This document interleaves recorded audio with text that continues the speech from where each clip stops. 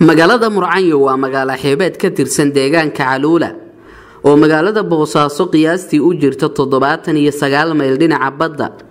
Murcanyo waa magaalo qadiimi ah, waxaa la sheegaa in la asaasay sanadkii 1790. waxaa ceelkii iyo gurigii ugu horeeyay ka taagay nin la oran jiray Faatax Faahiye oo muddo ku noolaa magaalada Harar ee dalka Itoobiya. magaaladan oo ahaan jirtay muddo qarniyo ah magaalo ganacsiyeed ayaa hadda ku tiirsan ganacsi maydiga iyo beeraha oo timir iyo qudaari ay ka soo baxaan. Murcanyo waxay sanadkii la soo dhaafay kamid ahayd degmooyinka ay wasaaradda arrimaha gudaha iyo dawladaha hoose ee Puntland ay u qorsheeyeen in laga dhiso golaha deegaanka ee dawladaha hoose, waxaana dhawaan booqday wafuud kala duwan oo uu kamid ahaa Cabdicasiis Boqor Muuse, odayaal iyo ganacsato ka soo jeeda deegaanka Murcanyo. Cabdicasiis Boqor Muuse waxa uu aad ugu mahad celiyay dadweynaha reer Murcanyo iyo guud ahaan dadka deegaanka gobolka Gardafuul oo uu sheegay inay si ballaaran u soo dhaweeyeen. midaan ilaaw karo ma runtii waxyaalaha ay kordhay oo taariikhda iyo waxyaalaha indhaha ku arkaysid oo runtii hadii aad magaalo sheekay karin ilaa aragto maahin. magaalo aad u qurux badan iyo dhul aad u qurux badan oo buurihii iyo badihii iyo cagaarkii iyo beerihii iyo biyihii wax walba leh. dad aad u fiican oo muruqooda maalo dhiigooda iyo dhiiskooda waa cuna waa ku nool oo xaal mirata oo aad u shaqaysto.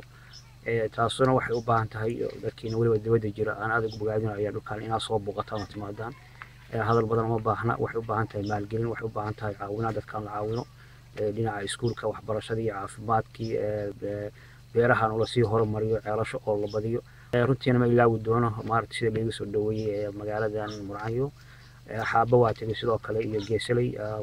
xalay waxaan ka qayb galay ganacsada Yaasiin Calasow oo ka hadlay soo dhaweynta loo sameeyay Cabdicasiis Boqor iyo wafdiga kale ayaa sidoo kale ka hadlay dadaalka ay dawladda Puntland ay ku wado maamul baahinta degmooyinka ka baxsan laamiga oo ay kamid tahay degmada Murcanyo.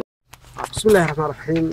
xafladan waxa loo qabanayay Boqor Cabdicasiis Boqor Muuse oo ah kusimaha boqorka oo ku yimid booqasho gobolka Gardafuul ayaamo muddo ah joogay.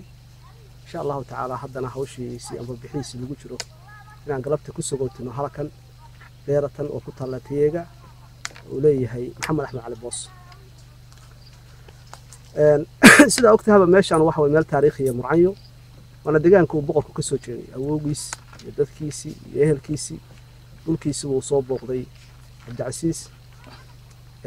Murcanyo waxay leedahay taariikh qadiimi ah, qiyaastii waxa la qiyaasaa 1780 ilaa 90 in la asaasay oo ay magaalo u horeysan noqotay.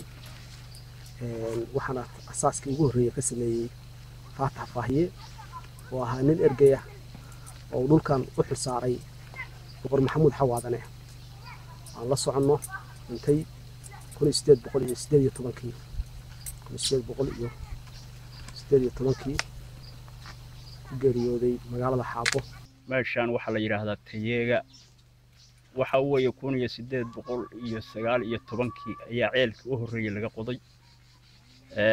ka bacdina waxa weeye waxa isugu yimid ilaa rag odayaal ah oo wadaniinta oo dadkaas duriyadii boqortooyada ah. ceelashana iyaga ka qoday, timirtaan ayay ka beereen. isla markaas waxa weeye timirtaan waxay soo jirtay dhaxal ilaa 5 7 ilaa 8 awoowe iska dhaxleen. biyaheedu waxa weeye waa biyo macaan. Ibrahim Maxamuud Yuusuf, telefishinka dawladda Puntland, Boosaaso.